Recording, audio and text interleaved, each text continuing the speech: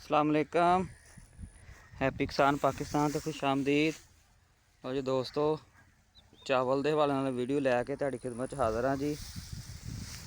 इस टाइम चावल की फसल दे विच पत्ता लपेट की जिहड़ी बीमारी है वह बड़ी शिद्दत नाल आ चुकी है और अगस्त का तकरीबन वस्त चलदा पिया है। अगर चावल के रेट की गल करिए तो चावल के रेट दे विच शदीद मंदा है और लोगों ने बहुत सारे लोगों ने चावल तो जी केयर करनी जी घटा दी है, जिसकी वजह तो चावल की फसल जी काफ़ी ज़्यादा मुतासर हो रही है। और बहुत सारे दोस्तों ने जड़ा इस दफ़ा चावल लगाया है और अगर पत्ता लपेट की जी बीमारी है वो आ गई है तो वह हल ज़ाहिर लाजमी करना चाहिए, क्योंकि अगर आप इनू ध्यान नहीं देवांगे तो अपनी फसल जी ज़ाया हो जाएगी और मज़ीद नुकसान का जोड़ा बायस बनेगी। अगर तुहाडी फसल जी है 15 तो 20 दिन की है तो तुसी बाहर का रीजेंट लैके यूरिया च मिक्स करके उन्होंने अपने खेत च छट्टा करो। अगर एक गिलास पानी लैके रीजेंट के पैकेट में तुसी उहदे च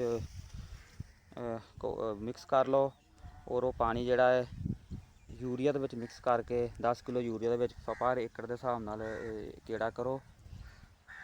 20 तो 30 दिन की जी झोने की फसल है वो वास्ते जी फार्मूला है।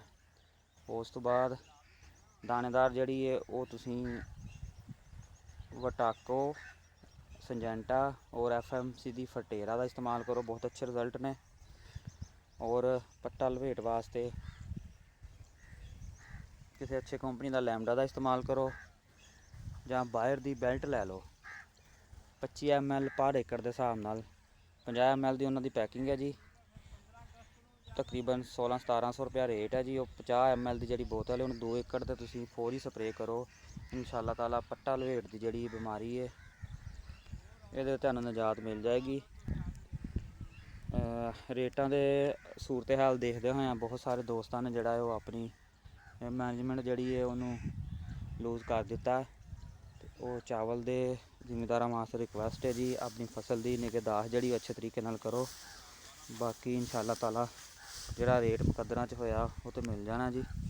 तो जी दोस्तों, चावल के हवाले नाल वीडियो सी अच्छी लगे लाइक कर देना, दोस्तों को शेयर कर देना। और मैं रिक्वेस्ट कराँगा जो दोस्तों ने हैप्पी किसान पाकिस्तान सबसक्राइब नहीं किया वो हैप्पी किसान पाकिस्तान सबसक्राइब कर लो, बैल आइकन दबा लो, ताकि मुख्तलिफ फसलों के रेटों के हवाले नाल और मुख्तलिफ फसलों के मसालों के हवाले नाल वीडियोज़ तुहानू जड़ियाँ हैप्पी किसान पाकिस्तान से अपलोड होंदियां ने तुहानू बर वक्त देखने को मिलदियां रहन। अल्लाह हाफिज़।